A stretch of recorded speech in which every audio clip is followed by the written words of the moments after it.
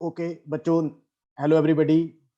आज next video जो आज मैं आपके लिए लेके आया हूँ वो है हमारे पास सॉल्यूशन चैप्टर के कुछ क्वेश्चंस।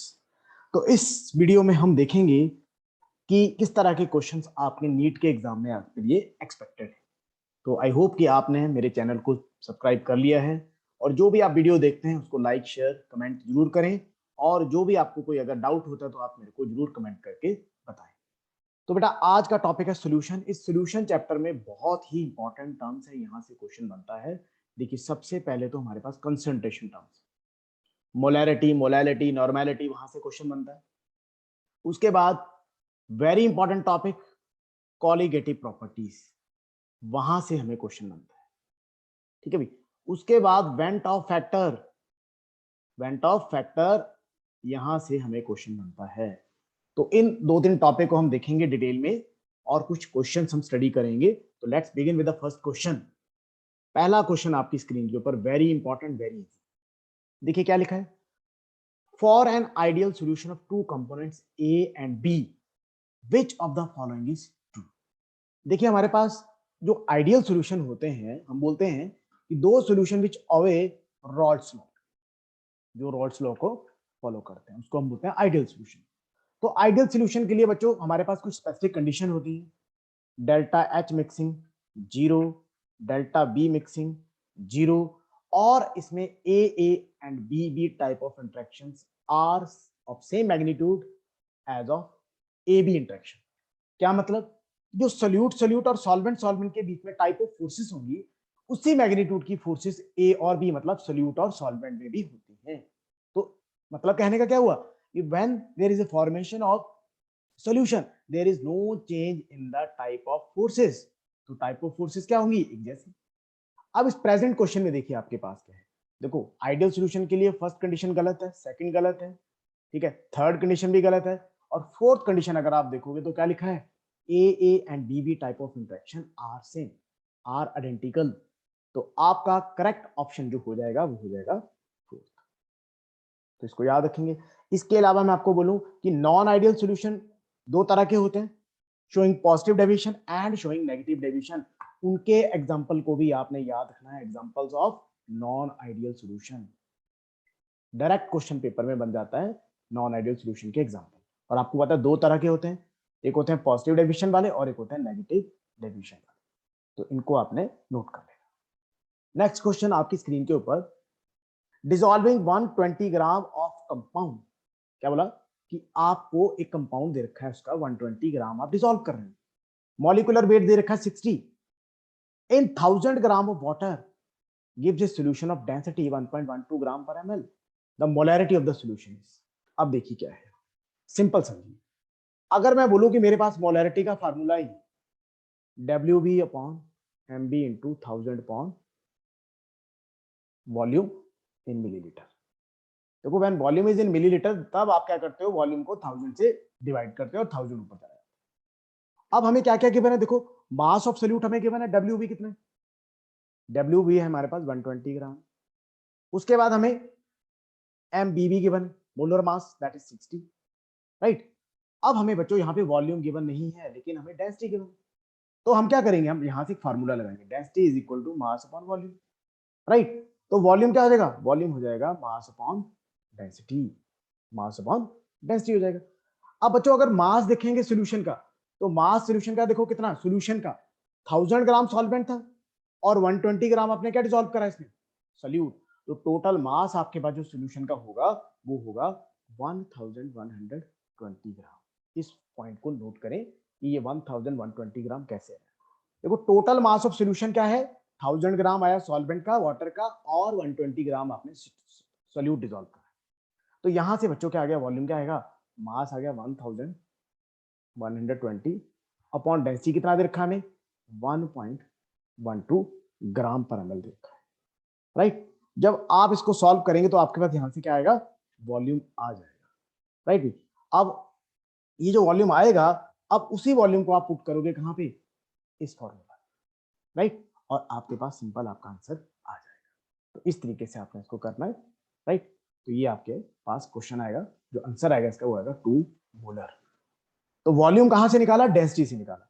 और एक चीज में गलती मत करना, बच्चे कई बार गलती से 1000 ग्राम टोटल मास लेके चल पड़ते हैं, लेकिन टोटल मास आपको पता है सोल्यूट प्लस सॉल्वेंट दोनों का मास होता है, ठीक है। और अगर आप देखो तो ये वाली आपके पास जो 1120 आएगा, ये आपके पास अप्रॉक्स 1 ही आएगा, मतलब वॉल्यूम का अप्रॉक्स 1 लीटर ही आएगा आपके पास। तो भाई ये सिंपल चीज है आपके पास। उसके बाद अगला क्वेश्चन चलते हैं हम लोग। Consider the separate solution, very important question. अलग अलग सॉल्यूशन दे रखे हैं बच्चों। क्या बोला, देखो, consider the separate solution of 0.500 molar ethanol, 0.100 molar magnesium phosphate, 0.250 molar potassium bromide and potassium 125 molar sodium phosphate at 25 degrees Celsius. Which statement is true about the solution assuming all salt to be strong electrolyte? पहले इस question को समझना हमारे लिए important है। देखिए, हमें अलग अलग सॉल्यूशन दे रखे और इन अलग अलग सॉल्यूशन में हमें मोलैरिटी अलग अलग दे रखी है, राइट। अब मोलैरिटी अलग अलग दे रखी है और हमने ये मान लिया ये सॉल्यूशन कंप्लीटली डिसोसिएट करते हैं, तो इनमें कोई ना कोई आई की वैल्यू भी होगी, वेंटो फैक्टर। अब आई क्या होता है बच्चों, जब कोई भी सॉल्ट आपके पास, कोई भी इलेक्ट्रोलाइट होता है तो उसमें आई होता है number of moles dissociated divided by total mole taken. कितने मोल आपने लिए थे और उसमें से कितने मोल आपके डिसोसिएट कर गए। अब इस क्वेश्चन को देखो हम कैसे करेंगे। देखिए, इस क्वेश्चन में सबसे पहले तो हम आई की वैल्यू निकालेंगे। अब हमें पता है कि pi is equal to I C R T, pi is equal to I C R T. R constant है, टी कांस्टेंट है सबके लिए, देखो बराबर है। टी सबके लिए 25 डिग्री सेल्सियस है और आर की वैल्यू भी बच्चों कांस्टेंट होती है, वो भी कांस्टेंट होगा, सबके लिए फिक्स होगा। तो डिफरेंस कहां आएगा, डिफरेंस यहां पे आएगा आई इंटू सी के लिए। अब आप क्या करोगे, आई निकालोगे। आई मैंने बताया कैसे निकलेगा, कितने मोल डिसोसिएट करके out of total mole taken. तो एक चीज यहां पे नोट करेंगे, जो इथेनॉल होता है ना बच्चों, ethanol it is a non electrolyte, ठीक है ना। इस केस में आई की वैल्यू क्या रहेगी 1, क्योंकि ये टूटेगा नहीं। फिर अगर मैग्नीशियम फॉस्फेट की बात करें तो मैग्नीशियम फॉस्फेट जब टूटेगा तो ये क्या देगा 3 Mg2 positive plus 2 PO4 2 3 negative, ठीक है। 3 फॉस्फेट आयन और 2 आपके पास मैग्नीशियम 2 पॉजिटिव आयन। तो इसके लिए आई की वैल्यू कितनी होगी बच्चों 5। टोटल आयन दिखने कितने टूटे। उसके बाद सेम आप केबीआर के देखो तो इसके लिए आई की वैल्यू कितनी होगी 2 होगी, एक के पॉजिटिव और एक बीआर नेगेटिव टूटेगा। और सोडियम फॉस्फेट के लिए 3Na पॉजिटिव 1PO4 3 नेगेटिव, तो इसमें आई की वैल्यू हो जाएगी आपकी 4। तो इसको समझो, कुछ नहीं करा मैंने आपको एक चीज बताई कि इथेनॉल जो है, अल्कोहल जो है, that is a non electrolyte, वो डिसोसिएट नहीं करेगा।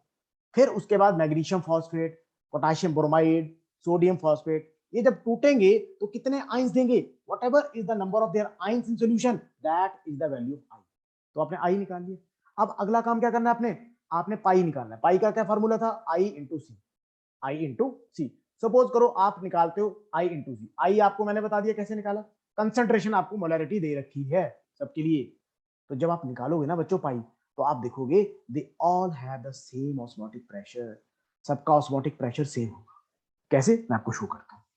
देखिए, ये हमने निकाला सबके लिए, राइट। अब देखिए क्या है, इथेनॉल के लिए मैंने क्या बताया, आई की वैल्यू क्या होगी 1, क्योंकि ये नॉन इलेक्ट्रोलाइट है। तो 0.500 उसकी कंसंट्रेशन है, आई की वैल्यू पुट करी, आई इंटू सी कितना है 0.500। फिर मैग्नीशियम फॉस्फेट के लिए आई की वैल्यू 5 है, 5 इंटू 0.100 उसकी कंसंट्रेशन, सेम आया आपके पास।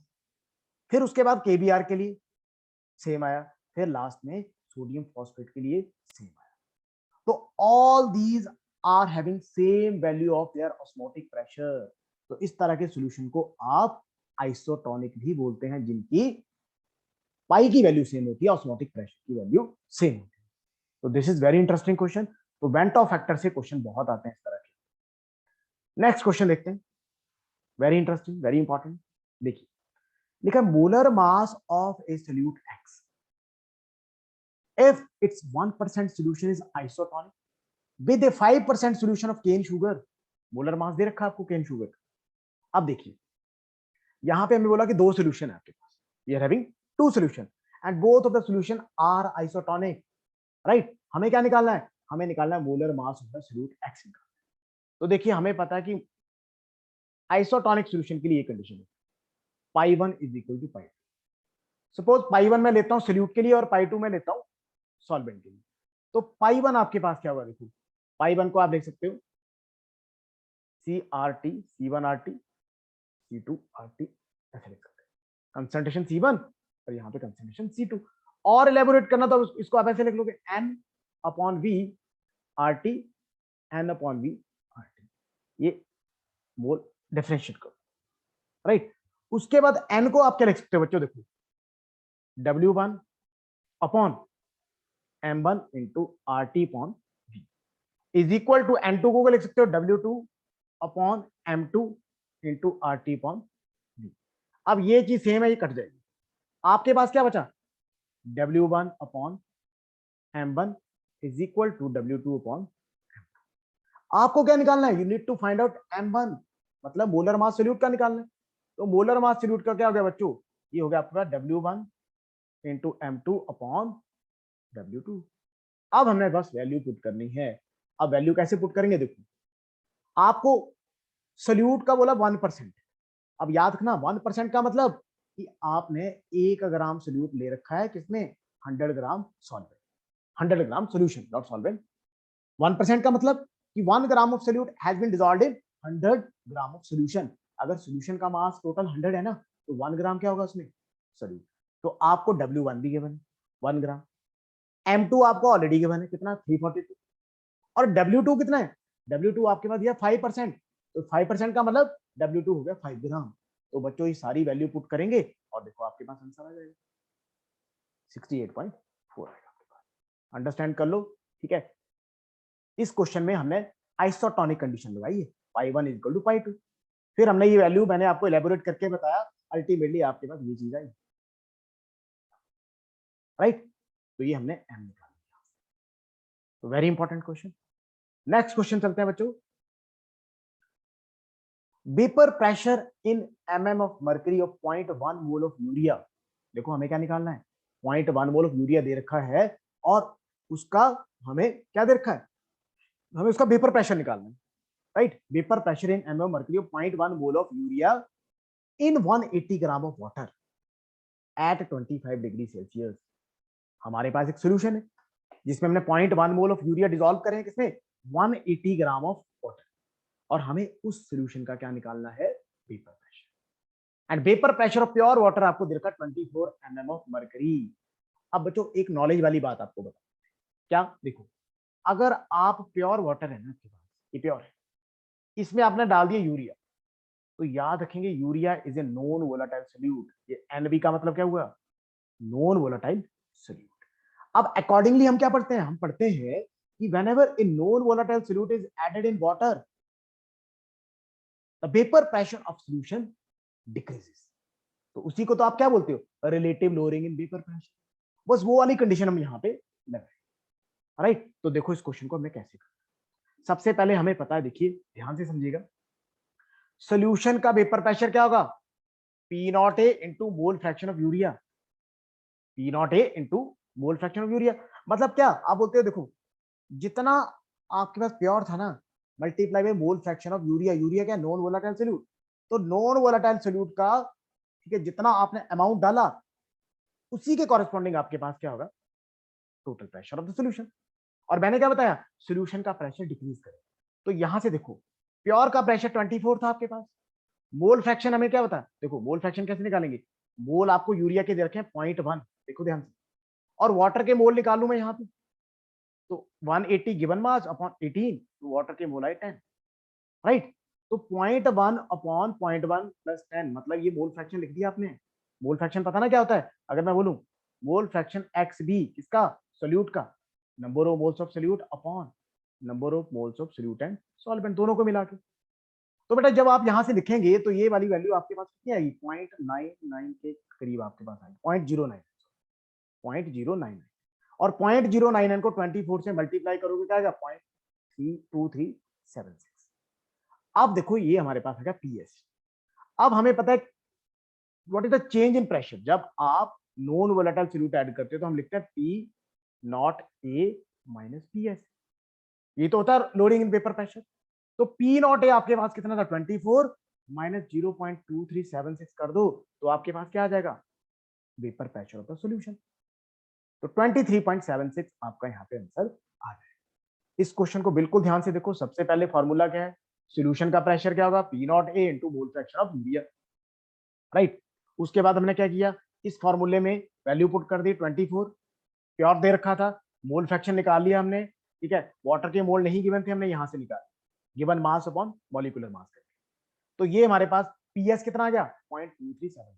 अब हमने ये पता करना है कि ओवरऑल चेंज क्या है प्रेशर में। तो डेल्टा बी मतलब total pressure of the solution क्या था by adding non volatile solute, तो वो था P not a minus P S. तो ये वैल्यू आपने करी पुट, तो 23.76 mm ऑफ मर्क्यूरी आपका यहां से आंसर आ जाएगा। नेक्स्ट क्वेश्चन देखते हैं बच्चों। 10 ml of 10 ml of 2 molar NaOH, देखो वॉल्यूम दे रखा है, मोलैरिटी दे रखी है, is added to 200 ml of 0.5 molar of NaOH, what is the final concentration। देखिए बड़ा आसान क्वेश्चन है, इसमें हम लोग क्या लगाएंगे मोलैरिटी क्वेश्चन। कैसे, M1B1 plus M2B2 is equal to M3B1 plus B2। अब दो सॉल्यूशन को आप मिक्स कर दे, देखो अलग अलग मोलैरिटी, अलग अलग इनकी कंसेंट्रेशन और वॉल्यूम। तो इसके लिए हमने मोलैरिटी क्वेश्चन लगाई, when two solution are mixed the molarity of the resulting solution M3 can be calculated like this. तो यहां से हम क्या लिखेंगे, M3 क्या आ गया M1B1 plus M2B2 upon B1 plus B2।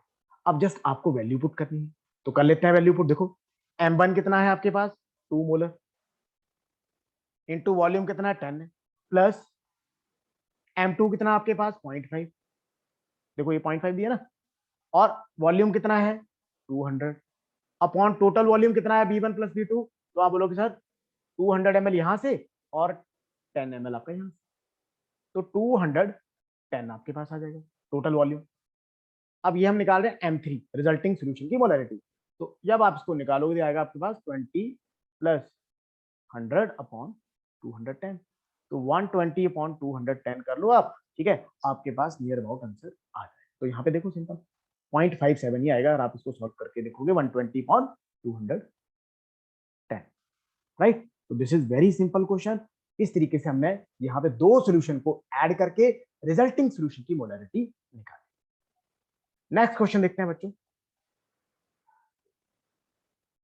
देखो ये शायद रिपीट हो गया क्वेश्चन, कोई दिक्कत नहीं, इसको मैं कर लिया है अगेन, रिपीट नहीं हुआ, इसका सॉल्यूशन टाइप किया यहाँ पे, तो रिजल्टेंट ये आया आपके पास, राइट। तो हम कर चुके हैं ऑलरेडी, मैंने आपको बता दिया। नेक्स्ट क्वेश्चन चलते हैं अभी, very important very interesting. The density of 3 molar solution of sodium chloride is 1.252 ग्राम पर एमएल। क्या बोला, तो आपके पास एक सॉल्यूशन है, उसकी मोलैरिटी कितनी है 3, और सॉल्यूशन किसका है सोडियम क्लोराइड का, और उसकी डेंसिटी भी आपको दे रखी है। The molarity of the solution will be, molarity of the solution will be, तो इसमें हमने क्या निकालना है मोलैरिटी। तो देखो इसको हम एक सिंपल फार्मूले से करें, ठीक है, क्या है देखो ध्यान से। सबसे पहला काम हमने क्या किया, हमें पता है डेंसिटी किसके बराबर होती है मास अपॉन वॉल्यूम के बराबर होती है, राइट। तो यहां से हमने मास ऑफ सॉल्यूशन मतलब वेट ऑफ सॉल्यूशन निकाल दिया, वो क्या होगा डेंसिटी इनटू वॉल्यूम, राइट। तो डेंसिटी 1.252 और आपका वॉल्यूम कितना था 1000। अब बच्चों को समझ नहीं आता कि सर वॉल्यूम कहां से आ गया 1000, हमें तो दिया ही नहीं इस क्वेश्चन में। तो बेटा मोलैरिटी गिवन है आपको, मोलैरिटी 3 मोलर है। जब भी मोलैरिटी आपको गिवन हो 1 मोलर 2 मोलर 3 मोलर, तो मोलैरिटी का जो डेफिनेशन होता है ना, वो होता है number of moles of solute dissolved पर लीटर ऑफ द सॉल्यूशन। मतलब उस कंडीशन में आप मान के चलो कि आपके पास वॉल्यूम कितना 1 लीटर, तो इसीलिए 1000 ml यहाँ पे आ, ठीक है ना, 1 litre is equal to 1000 ml। तो ये हमने निकाली है सबसे पहले मास ऑफ सॉल्यूशन। अब हमें मोलैरिटी निकालनी है, मोलैरिटी के लिए हमें मास ऑफ सॉल्वेंट चाहिए। तो मास ऑफ सॉल्वेंट हम कैसे निकालेंगे, देखो वेट ऑफ सॉल्यूट कितना है, that is m molarity into molecular weight. अब एक पॉइंट और समझो यहाँ पे, मोलैरिटी अगर किसी की 3 है ना, तो उसका मतलब उसके नंबर ऑफ मोल्स भी कितने हैं 3, मोलैरिटी 3 का मतलब 3 moles have been dissolved in 1 litre. तो यहाँ पे आप m इंटू मॉलिक्यूलर वेट करके सॉल्यूट का मास भी निकाल लो। मोल कॉन्सेप्ट आपने पढ़ा है, 175.5 आपके पास किसका मास आ गया, सोल्यूट का। टोटल मास कितना था, 1252। अच्छा अब हमने क्या निकालना है, weight of solvent. Weight of solvent क्या है भैया, टोटल मास माइनस सोल्यूट का मास, कितना आ गया 1076.5 ग्राम। ठीक है भाई, तो एंड में आपने क्या मोलैरिटी का फार्मूला लगाना है, मैं लिख देता हूँ WB upon MB into 1000 upon, ठीक है, वेट ऑफ सॉल्वेंट इन ग्राम। जब ग्राम में होता है तो ऊपर 1000 लिखते हैं, ठीक है भाई, तो सारी वैल्यू पुट कर देते हैं। अब आपको पता WB कितना दे रखा था आपको, WB अब आपने निकाला 175.5 अपॉन MB कितना है इसका, MB 58.5 होता है सोडियम का, सबको सोडियम क्लोराइड का पता है, इंटू 1000 अपॉन, अब मास ऑफ सॉल्वेंट कितना है बच्चों 1076.5, राइट। तो जब इसको आप करोगे ना तो आपके पास मोलैरिटी आएगी 2.79। तो ये क्वेश्चन बहुत ही इंपॉर्टेंट है। देखो डेंसिटी का रोल देखिए इसमें क्या है, सबसे बड़ी चीज है इसमें डेंसिटी का बड़ा important role.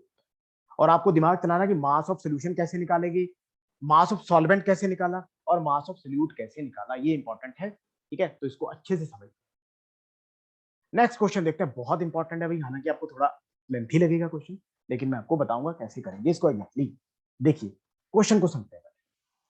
Liquid A and B, दो लिक्विड है आपके पास ए एंड, ये बना रहे आइडियल सॉल्यूशन। 30 डिग्री सेल्सियस पे total paper pressure of solution containing 1 mole of A के कितने मोल थे 1, और बी के कितने मोल थे 2। कंडीशन नंबर 1 नहीं, मैं ऐसे लिख देता हूं, कंडीशन नंबर 1 में क्या बोला, ए के 1 मोल थे और बी के 2 मोल थे, और उस टाइम पे बोलता टोटल प्रेशर कितना आया 250 mm of mercury, 250 mm of mercury, है ना, 250 लिख देता हूं। अब कंडीशन नंबर 2 क्या बोली इसमें, देखो total vapour pressure becomes 300 mm of mercury when 1 more mole of A is added. अब क्या किया आपने, ए में ना पहले 1 मोल थे ना, एक और ऐड कर, कितने हो गए 2 मोल हो गए। अब बी के सेम रहे, बी के 2 ही है, राइट।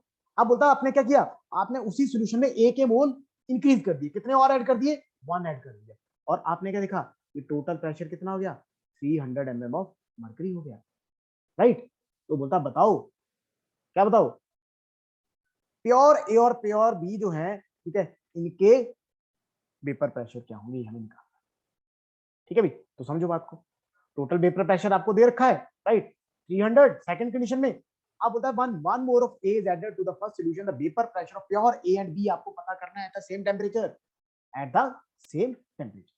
तो पहले तो क्वेश्चन को समझिए, क्वेश्चन अगर आपको क्लियर हो रहा है तो आप समझ जाओगे कि यहाँ पे क्या था, कंडीशन नंबर 1 था ए के 1 मोल, बी के 2 मोल, टोटल प्रेशर 250, ओके। फिर आपने उसी सॉल्यूशन में क्या करा, ए के मोल जो पहले 1 थे वो 2 कर दिए, राइट, और बी के मोल 2 रहने दिए, बी के मोल नहीं छेड़े आप, है ना, we did not disturb the mole of B. तो भाई अब प्रेशर कितना हो गया 300 mm ऑफ मर्करी। तो हमें ये पता करना है कि भैया इस समय पे पी नॉट ए और पी नॉट बी क्या है, इनकी वैल्यू क्या है, ये हमें पता करना है।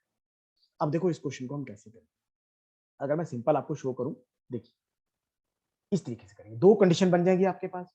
अब मैं आपको इसको एलेबोरेट करूंगा, कंडीशन नंबर 1, कंडीशन नंबर 2, क्या एलेबोरेट करूंगा, देखिए यहां से देखिए, अगर मैं बोलूं कि मेरे पास टोटल प्रेशर किसके बराबर होता है, तो it is P not A into X A plus P not B into X B.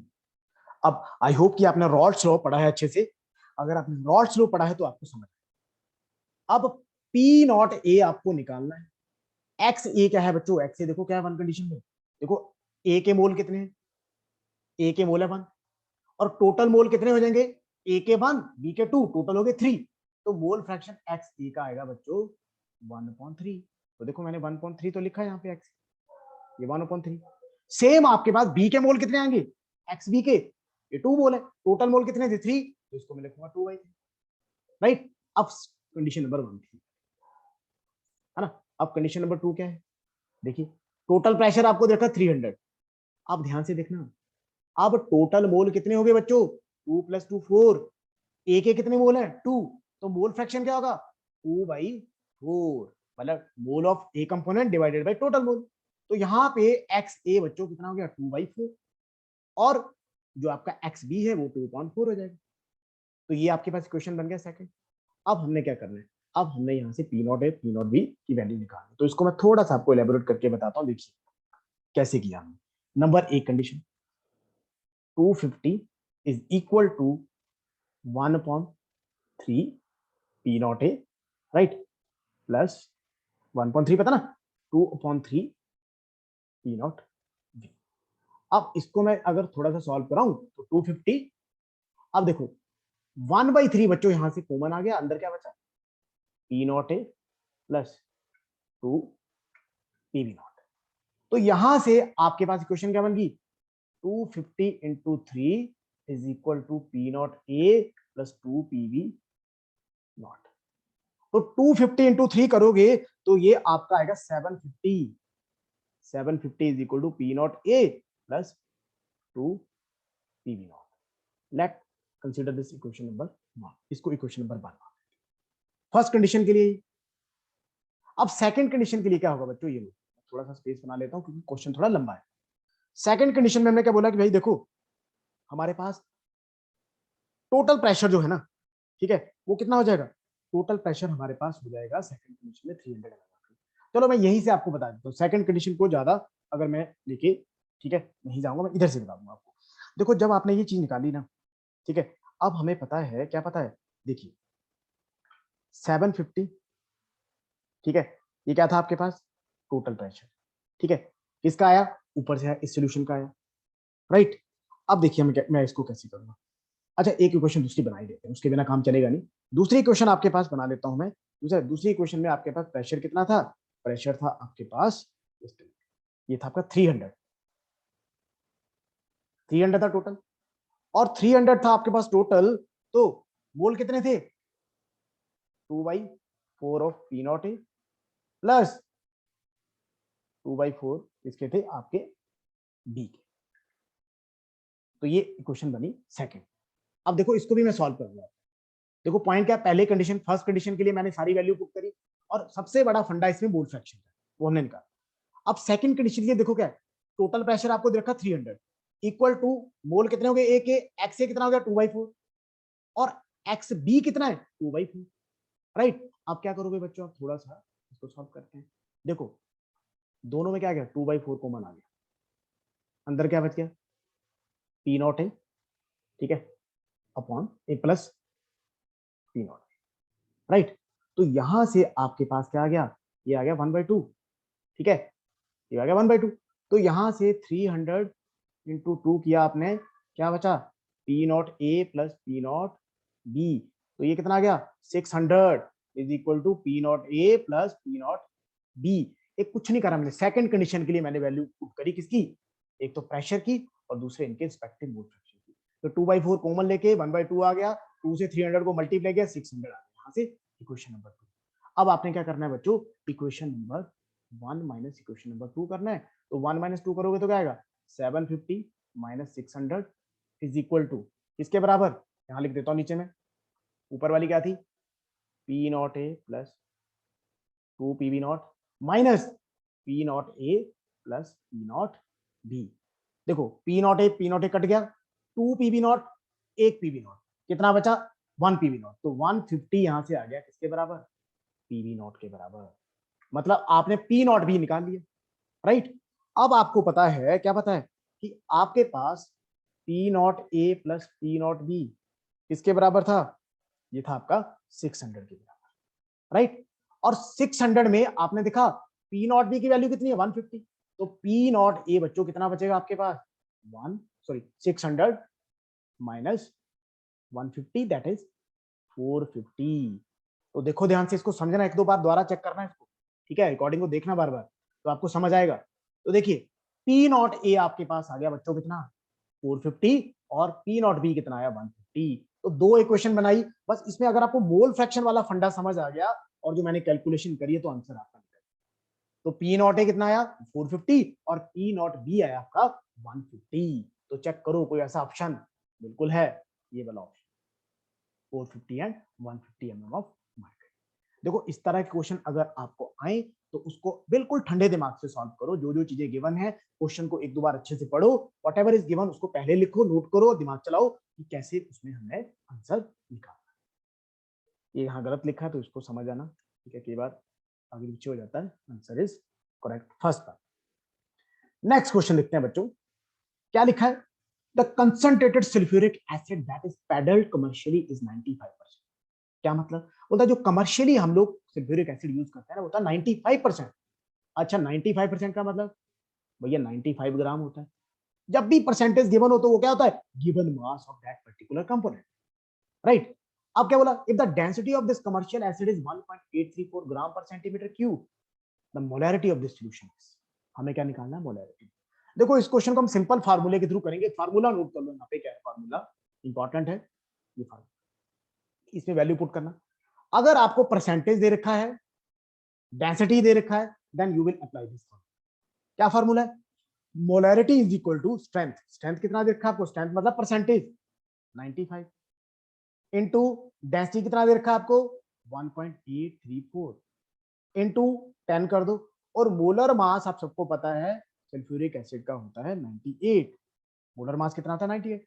अब बच्चों इसको सॉल्व करोगे ना, देखिए आपके पास आएगा 71742.3 डिवाइडेड बाय 98, और अप्रॉक्स जब करोगे तो 17.77 के अप्रॉक्स आंसर आएगा, दैट इज 17.8 मोलर आपका आंसर आ जाएगा, राइट। तो ये फॉर्मूला इंपॉर्टेंट है, याद रखना। whenever you are provided with percentage along with density, then you will calculate molarity by this formula। और आज का लास्ट क्वेश्चन बच्चों सॉल्यूशन चैप्टर का, वो रहा आपकी स्क्रीन के ऊपर, वेरी इंपॉर्टेंट। क्या क्वेश्चन है? इस solution containing 0.85 gram of ZnCl2 in 25 gram of water. अब आपको वाटर का मास दे रखा है, फ्रीजेस एट 0.23 डिग्री सेल्सियस। इस सॉल्यूशन का आपको फ्रीजिंग पॉइंट दे दिया बच्चों, TF। The apparent degree of dissociation of the salt is, आपको क्या निकालना है? डिग्री ऑफ डिसोसिएशन निकालना है। अब देखो यहाँ पे आपको सारे कॉन्सेप्ट, अगर मैं बोलूं तो देखो delta TF is equal to I into KF into M. I क्या है? Van't Hoff factor, right. तो डेल्टा TF आप सबसे पहले फाइंड आउट कर लोगे, आपको पता चलेगा, भी बताऊंगा। फिर उसके बाद आप क्या करोगे? आई की वैल्यू, फिर KF आपको गिवन है ऑलरेडी यहाँ पे वाटर के लिए, ठीक है, और मोलैरिटी आप निकाल लोगे। उसके बाद बच्चों आपको क्या निकालना है? Degree of dissociation. देखो यहाँ से पहला काम होगा आई निकाल, उसके बाद I is equal to n minus one, sorry alpha is equal to degree of dissociation is equal to n minus one, sorry एक मिनट उल्टा, alpha is equal to I minus one upon n minus. ये formula लगा के हम लोग क्या निकालेंगे? Alpha निकालेंगे, डिग्री ऑफ डिसोसिएशन निकालेंगे। क्वेश्चन को ध्यान से समझे कि आपको क्या दे रखा है?